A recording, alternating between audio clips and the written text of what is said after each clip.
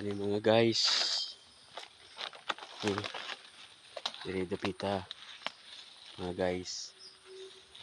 Kuha pa ning area diri sa Uos. Padagan man dito ato gilid sa sapa.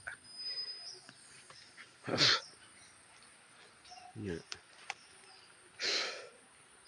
Mga guys.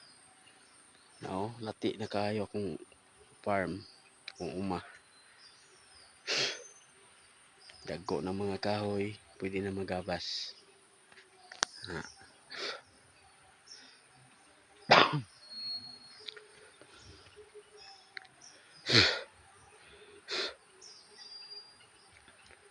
Hadlo kayo ilaglaag mga guys kay sabot.